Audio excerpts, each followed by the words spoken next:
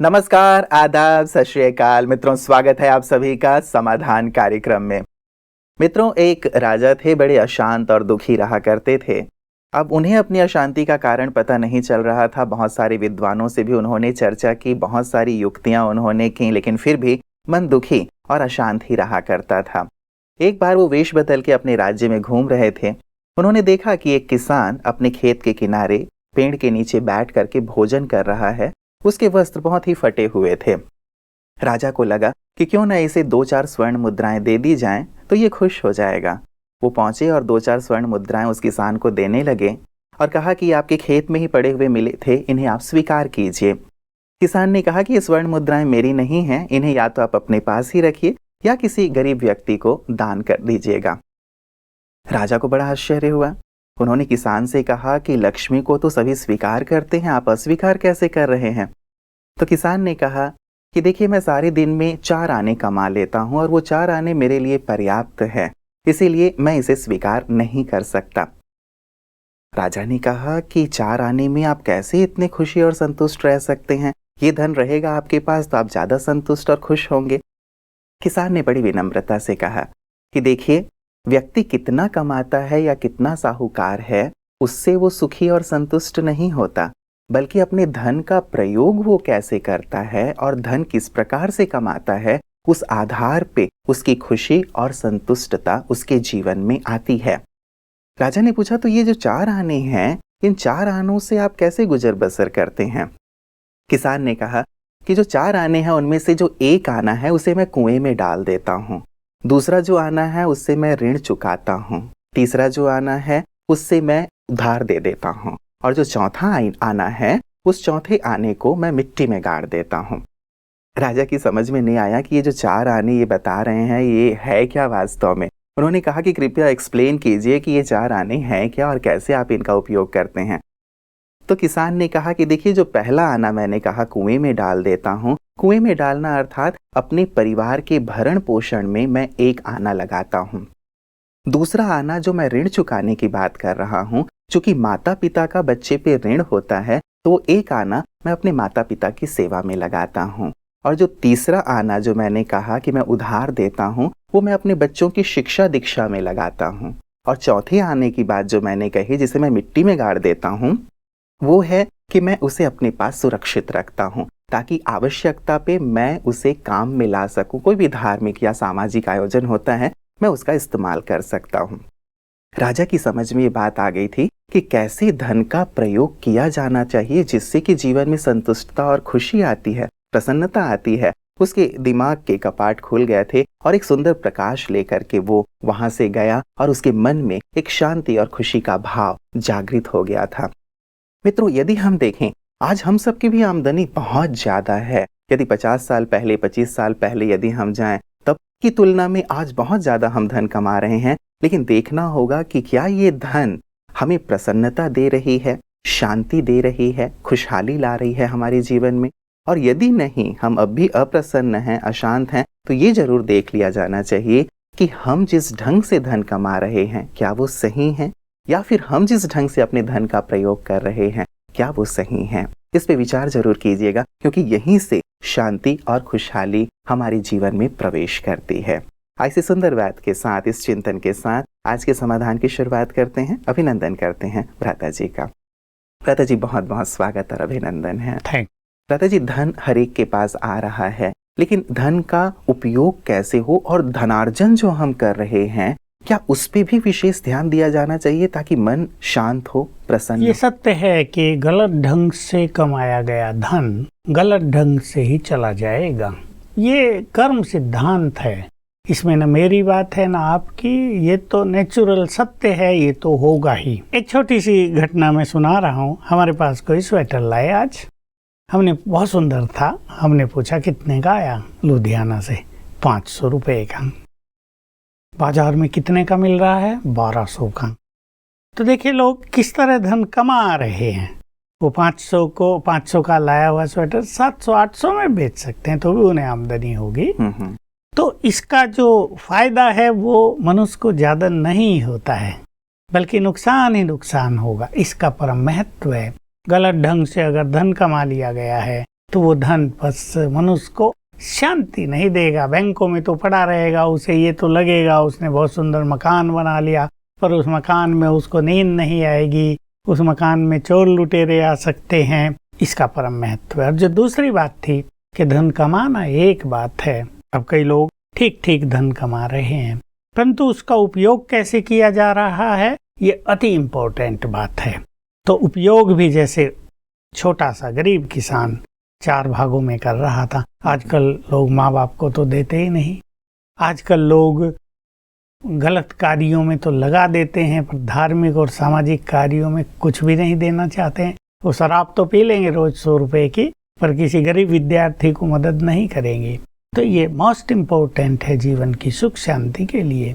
और अगर मनुष्य मान ले कि सुख शांति, खुशी, प्रेम ये सब भी उसकी संपत्ति हैं और ये एक अच्छे धन से और धन का सदुपयोग करने से प्राप्त होती है, तो ये दोनों तीनों जो खजाने हैं ये भी जीवन में आ सकते हैं। भ्राता जी, धन को ही सब कुछ माना जा रहा है। मतलब येन केन प्रकारेण जिस तरह से भी मैं धन कमा सकता हूँ, मैं धन कमा लूँ, क्योंकि ये एक आम मान्यता हो गई है। धन है तो सुख शांति है, धन है तो हम हर प्रकार की चीज अपने जीवन में ला सकते हैं, और चीजें यदि आएंगी, साधन सुविधाएं होंगी, तो हम सुखी और शांत होंगे। ये जो मान्यता है ये कहाँ तक सही है? नहीं, देखिए, ये आजकल की आवश्यकता और महंगाई, हर चीज पे जो खर्च हो रहा है, उसने भी ये वृत्ति मनुष्य की बना दी है। कोई बीमार हो जाए लाखों रुपए चाहिए, बच्चे को इंजीनियर या मेडिकल में ले जाना हो तो कई लाख चाहिए, और बच्चा थोड़ा कमजोर है तो 25, 30, 40 लाख डोनेशन देना पड़े। तो मनुष्य सोचता है अगर अपने बच्चों को ठीक से बड़ा करना है, उनके कैरियर को सुंदर बनाना है, तो पैसा तो चाहिए। अब वो देखता है पड़ोसी के, रिश्तेदार के बच्चे बहुत हायर एजुकेशन में चले गए, पैसा कैसे कमाया ये उनको मालूम है, लेकिन बस वो उसको ये तो ख्याल नहीं कि इन्होंने गलत ढंग से पैसा कमाया, पर ये है कि बच्चे कितना अच्छी एजुकेशन ले रहे हैं। साथ में ऐसे भी लोग हमारे पास आते हैं जो साधारण हैं। एक ऑफिसर बहन हमारे पास आई, 2 रूम का मकान भी नहीं बना पा रही, वो बीच में छोड़ना पड़ा। मैं उसे हंस रहा था कि देखो ये कितनी ईमानदार अधिकारी है कि बेचारी के पास इतना पैसा नहीं था कि 2 छोटे रूम भी बना सके। तो हंसने लगी कि क्या करें भाई, जेब खाली है अपनी। तो इस कारण से ये वृत्ति बढ़ गई है कि धन is everything, money is everything. ऐसे वैसे जैसे भी चाहिए धन होना चाहिए। जो धनवान हैं वही सुखी हैं, केवल सुखी नहीं, उनका सम्मान है समाज में, उनकी मान्यता है, लोग उन्हें पूछते हैं। जो गरीब है उसके पास तो कोई भी नहीं जाएगा। ये कारण हुआ इस मान्यता। तो क्या करें भ्राता जी फिर? जो जैसे आपने एग्जाम्पल दे दिया कि भाई प्रोफेसर रही हैं या अच्छी ऑफिसर रही हैं, अब धन के अभाव में घर भी नहीं बना पा रही हैं, जीवन का सुख नहीं ले पा रही हैं, तो एक व्यक्ति के मन में थोड़ी विचलन की स्थिति आ जाती है कि हम भी काश ऐसे ही तरीके अपना लिए होते तो आज जीवन के अंतिम पड़ाव में थोड़ा आनंद ले रहे होते। हाँ, नहीं, देखिए, उनका ये बहुत अच्छा अनुभव है। फिर मुझे बता रही थी उनके 2 रूम के ऊपर छत पड़ गई है, वो उसमें जाके रही, 2-3 दिन अभी रही हैं। तो कह रही थी क्या शांति और चैन थी वहाँ, ऐसा लगता था स्वयं शिव बाबा वहाँ आते हैं, मुझे उनकी उपस्थिति का आभास हुआ, बहुत संतुष्ट थी। तो मैं सोच रहा था एक और सामने ही कई पैसे वालों के अच्छे बड़े बड़े मकान जिनमें लोग रहते भी नहीं हैं, कभी कभी आते हैं, और एक ये छोटे से मकान में, कुटिया कहें उसे, अभी 2 रूम वो बहुत छोटे छोटे हैं, उसमें आके रही और सुख चैन की श्वास ली। तो इस बात से उसे ज्यादा संतुष्टि थी। मैं समझता हूँ उसे ये विचार ही नहीं थे कि मैंने भी धन इकट्ठा किया होता तो आज बड़ा मकान बना लेती। उसको था कि मैं अपनी कुटिया में क्या चैन और परमात्मा अनुभूति मुझे हुई है, इसलिए साधु संत एक छोटी सी कुटिया बना लेते थे पहाड़ों में और वहाँ उन्हें सुख चैन आनंद और प्रभु अनुभूति होती थी। हम कितना कमाएं, कितना रखें अपने पास, कितना कहाँ लगाएं, इसमें बहुत ज्यादा एक उलझन की व्यक्ति की स्थिति रहती है। थोड़ा सा स्पष्ट करेंगे आध्यात्मिक ज्ञान के आधार पे। एक अनुभव और सुनाना चाहता हूँ। कोई दूसरे परिवार है जिनकी लड़की मेडिकल में गई, 2nd ईयर में है, उन्होंने काफ़ी अच्छा डोनेशन दिया। अब लड़की के ब्रेन पर पढ़ाई का प्रेशर पड़ रहा है क्योंकि वो बहुत इंटेलिजेंट नहीं थी। अब उस प्रेशर के कारण वो डिप्रेशन में आ रही है और वो कह रही है मैं डॉक्टर नहीं बनूंगी, मुझे बीच में छोड़ देना है। अब वो मेरे पास लाए थे कि भाई इनको कुछ कन्विंस करो, ये पढ़ें अच्छी तरह। मैंने देखा कि लड़की मानसिक रूप से हेल्दी नहीं है। वो जान रही है कि डॉक्टर मुझे बनना चाहिए, वो बहुत अच्छी चीज़ है, परंतु ब्रेन पर पड़ने वाला प्रेशर उसकी सुख शांति को छीन रहा है, वो डिप्रेशन की ओर जा रही है। तो देखिए, धन था, उन्होंने बहुत सारा धन लगा भी दिया और बच्ची से अपनी से प्यार तो बहुत होता ही है, हर माँ बाप चाहता है, लेकिन सफलता अब दूर दिखाई दे रही है उन्हें। दूसरे कई ऐसे स्टूडेंट हैं जो मेरे पास ही आए, बिल्कुल प्रत्यक्ष और सत्य केस हैं। बच्चे पढ़ाई में बहुत होशियार, ये साधारण अपना नौकरी करने वाले लोग जिनको मुश्किल से 60,000 दोनों को ही पति पत्नियों को मास में मिलता है, खर्च होता है, लेकिन लड़के ने बहुत अच्छे मार्क्स लिए थे, मोर देन 95%। अभी उनको भी मेडिकल में जाना था, सिलेक्शन फट से हो गया। और भी तीसरे चौथे पहलू भी होते हैं कि उसके बाद जब वो डॉक्टर बनेंगे या किसी पोस्ट पर पहुंचेंगे, उनका जीवन कैसा रहेगा, वो पेशेंट्स को कितना सुख दे पाएंगे, उनका कामकाज कितना सफलतापूर्वक चलेगा, ये भी तो इम्पोर्टेंट है। डॉक्टर का डिग्री मिल गई उससे ही तो काम नहीं होगा, वो कितनों को ठीक कर पाते हैं, उनका कितना नाम है समाज में, तब वो कितना कमा पा रहे हैं। 2 जगहों पे मैं विशेष जानकारी आपसे चाहूंगा, एक तो जो बिजनेस में है उनके लिए और एक जो सिस्टम में है उनके लिए। कई बार सिस्टम में ऐसी चीजें शामिल हो गई हैं कि धन देना और लेना ये भी पड़ जाता है, और बिजनेस में तो ये चीज है ही कि उनको प्रॉफिट चाहिए ही चाहिए ताकि अपने बिजनेस को बहुत ऊपर ले जा सकें। तो यहाँ पे किस प्रकार से धन के उपयोग में और धन कमाने में ध्यान रखना देखिए, बिजनेस आदि में अपने मन में एक परसेंटेज प्रॉफिट की फिक्स कर लेनी चाहिए। हम जानते हैं आजकल बहुत तरीकों से सरकारी इंस्पेक्टर्स को भी पैसे लोगों को देने पड़ते हैं, ये बात किससे छुपी नहीं है। उस सब को भी ध्यान में रखते हुए अपना बिजनेस भी अच्छा चले, प्रॉफिट भी अच्छा चले, अति न करके एक रीजनेबल प्रॉफिट की परसेंटेज नियुक्त कर लेनी चाहिए। और हमारे जो ये सिस्टम है इसमें लेन देन का प्रचलन बहुत बढ़ ही गया है।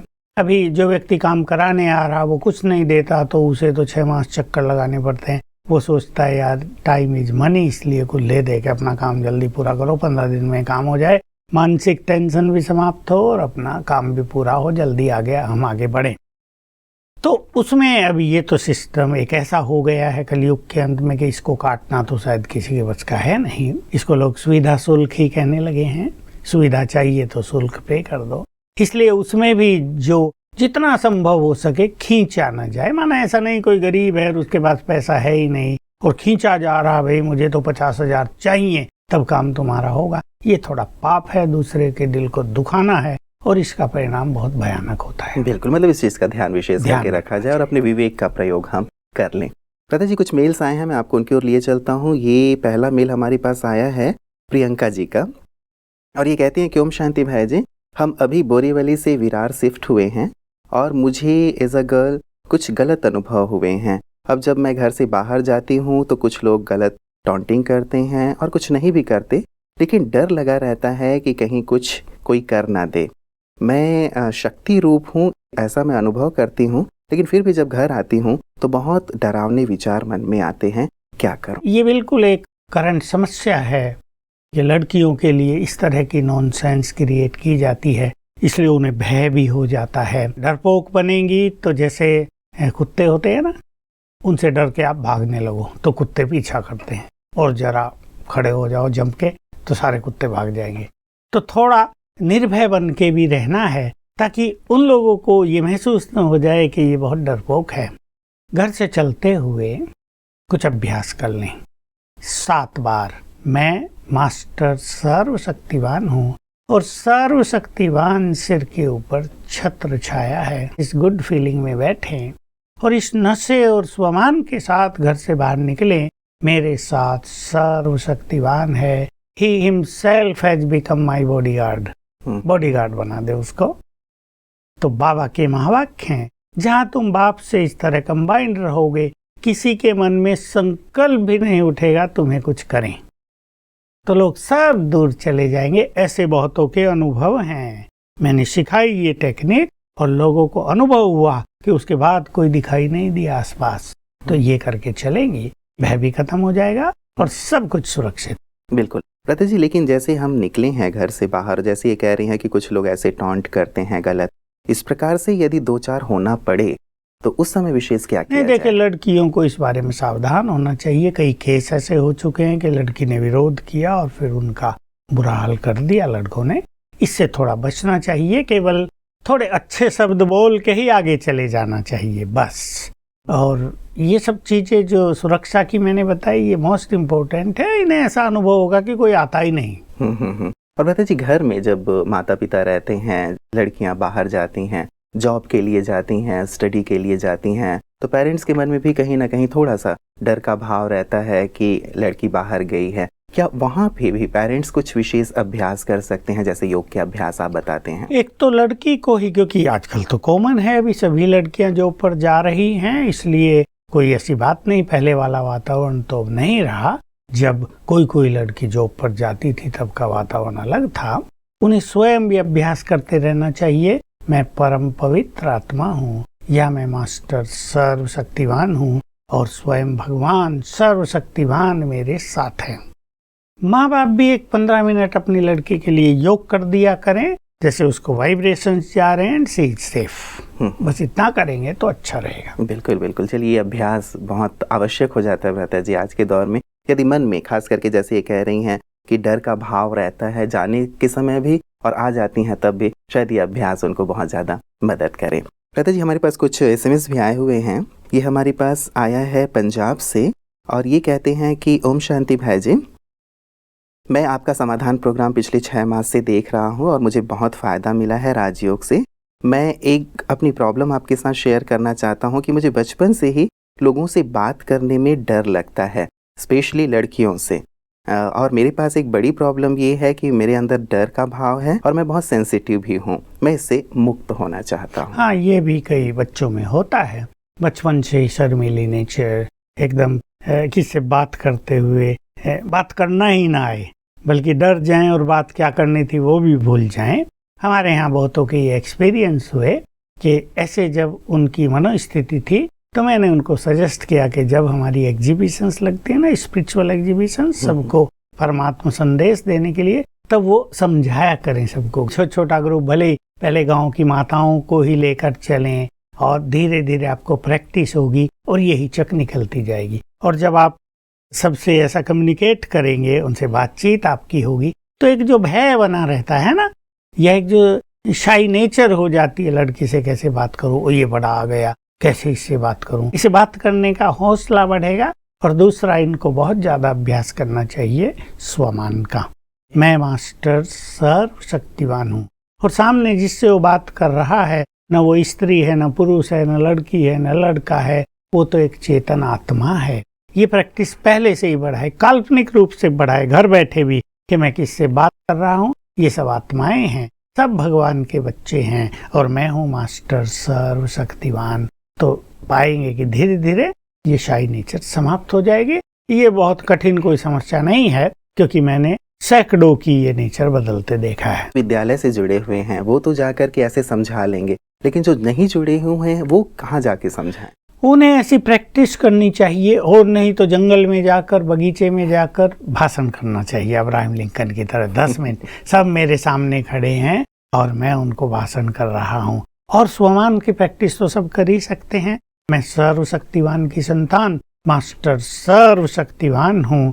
और एक और चीज सबकॉन्शियस माइंड का प्रयोग है, सवेरे आँख खुलते ही 7 बार याद कर लें, मेरी शर्मीली नेचर समाप्त हो गई है, मैं बहुत ओपन हो गया हूँ, मैं सबके सामने बहुत अच्छी तरह से बोल सकता हूँ। ये संकल्प 3, 4, 5 बार कर ले, तो ये सबकॉन्शियस माइंड उस नेचर को समाप्त करने में बहुत मदद करेगा। चाहे लड़के हैं या लड़कियां हैं, जब एक उम्र का एक ऐसा दौर होता है तो शायद उनके अंदर ये एक भाव आता है कि शायद हम अपने आप को एक्सप्रेस नहीं कर पाएंगे, बोल नहीं पाएंगे, कहीं गलत ना बोल दें या क्या होगा, आदि आदि। तो क्या उम्र का भी इस पे प्रभाव होता है? लेकिन सबके साथ नहीं। कई तो युवा काल में आते और जोरदार बोलते हैं, और कई लोग ऐसे भी देखे जो 40 साल के हो गए, ऑफिसों में काम कर रहे, लेकिन फिर भी शर्मीली नेचर से ग्रस्त हैं, तो उम्र का असर तो होता है, लेकिन इस अभ्यास से इसको समाप्त किया जा सकता है। भ्राता जी आगे भी इन्होंने पूछा है कि भ्राता जी जो स्वमान का अभ्यास बताते हैं, क्या उन्हें बोल के करना है या मन में सोचना है? सच तो ये है कि ये एक बहुत सुंदर फीलिंग है, एक अवेयरनेस है, एक जागृति है। जैसे हम सबको मास्टर सर्वशक्तिवान की प्रैक्टिस सिखाते हैं, तो ये फील करना, इसको एक्सेप्ट करना है कि सर्वशक्तिवान की संतान होने के नाते आई एम मोस्ट पावरफुल, मैं हूँ, मैं कमजोर नहीं हूँ। सर्वशक्तिवान के बच्चे कमजोर नहीं हो सकते हैं। ये अवेयरनेस, ये डीप फीलिंग हो, फिर इसको जस्ट संकल्प करें, मैं मास्टर सर्वशक्तिवान हूँ, तो जो पावर्स हैं जो सुसुप्त अवस्था में हैं वो जागृत हो जाएंगी। लेकिन जिनसे ये सब नहीं होता उनको केवल बैठकर लिख लेना चाहिए। 108 बार न लिख सके तो 21 टाइम्स लिख लेना चाहिए, मैं मास्टर सर्वशक्तिवान हूँ। अगर 21 बार लिखने में 3-4 मिनट लगते हैं और उसमें मन एकाग्र हो जाता है तो शक्तियाँ वाइब्रेट आउट होने लगेंगी और इससे बहुत फायदा होगा। बिल्कुल, मतलब बात अनुभूति की है, चाहे वो लिख के करें, बोल के करें या मन में रिपीट करके करें। ये कहते हैं कि ओम शांति, मैं 3 साल से ब्रह्मा कुमारी से जुड़ी हुई हूँ और मैं डांस के फील्ड में काम करती हूँ। रोज ही मुझे लाइव शो देना होता है। जब मैंने शुरुआत की थी तो बहुत अच्छा परफॉर्म करती थी, लेकिन धीरे धीरे मेरी परफॉर्मेंस वीक होती जा रही है। क्या विशेष इसका कारण है? परफॉर्मेंस को कैसे मैं सुधारूं? बहुत अच्छी एक बात सामने आई है, क्योंकि कोई भी डांसर हो या सिंगर हो तो जरूर वो चाहेंगे कि वाह वाह हो और आज से कल और सुंदर, परसों और सुंदर, नेक्स्ट डे और सुंदर, निखरती जाए उनकी ये कला। पर अगर किसी के साथ ऐसा होता है कि वो कला थोड़ी डाउन होती जा रही है या लोग लाइक नहीं कर रहे, तो एक तो अपनी कला को सुधारना चाहिए और ज्यादा प्रैक्टिस कर लेनी चाहिए। इनको डांस करना है तो ये ऐसे मग्न होकर डांस करने लगे, अपने घर में प्रैक्टिस करें कि मैं अपना डांस भगवान के प्यार में कर रही हूँ, उसके सामने कर रही हूँ, उसके सामने जो गीत चल रहा हो वो भी उसकी महिमा का हो और उसको प्रसन्न करने के लिए मैं डांस कर रही हूँ। इससे इनके डांस में और रिफाइननेस आ जाएगी, चमक आ जाएगी।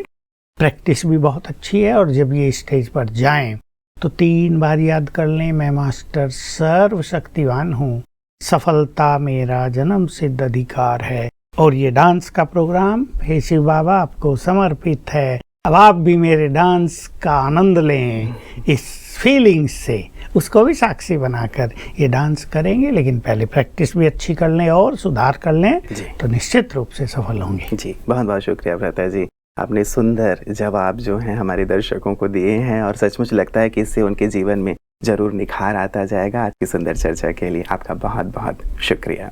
मुझे एक बात याद आ रही थी कि अकबर जी ने तानसेन से कहा कि तानसेन, तुम इतना अच्छा गाते हो, तुमने संगीत कहाँ से सीखा? तो उन्होंने कहा कि मेरे गुरुजी मुझसे भी अच्छा गाते हैं महाराज, क्या आप सुनना चाहेंगे? अकबर ने कहा बिल्कुल मैं सुनना चाहूंगा। अब दोनों चले गए जंगल में उस कुटिया के पास जहां वो रहा करते थे। उनके गुरुजी बहुत ध्यान मग्न होकर के गीत गा रहे थे और ऐसा गीत गा रहे थे कि अकबर जी भी और तानसेन जी भी दोनों बिल्कुल डूब गए। अब जब वो वहां से सुन करके उन्हें प्रणाम करके वापस आ रहे थे, अकबर ने पूछा कि तानसेन, तुम्हारे गुरुजी तो इतना अच्छा गाते हैं, हम समय की सुध-बुध ही भूल गए और तुम तो उनसे अच्छा नहीं गाते हो, मतलब बिल्कुल ही उनकी कहूँ 5% ही तुम गाते हो। तानसेन जी ने बहुत अच्छी बात कही कि महाराज, जो संगीत मैं देता हूँ, जो गीत मैं गाता हूँ वो आपके लिए गाता हूँ, लेकिन जो मेरे गुरुजी गा रहे हैं ना, वो परमात्मा के लिए गाते हैं। और जो चीज़ परमात्मा के लिए की जाती है वो सर्वोच्च है, उससे ऊंचा कुछ भी नहीं होता। तो वास्तव में हम भी जो भी कर्म करें ईश्वर को अर्पित करके करें तो उसमें दिव्यता आती जाएगी, श्रेष्ठता आती जाएगी। चाहे हम किसी भी फील्ड में हैं, संगीत के फील्ड में हो या बिजनेस के फील्ड में हो, स्टडी कर रहे हो, सब कुछ ईश्वर को अर्पित करके करें, सचमुच सब में निखार आता जाएगा, आपका जीवन श्रेष्ठ होता जाएगा। तो श्रेष्ठ बनिए, आगे बढ़िए और साथ ही अपना ख्याल रखिएगा। नमस्कार।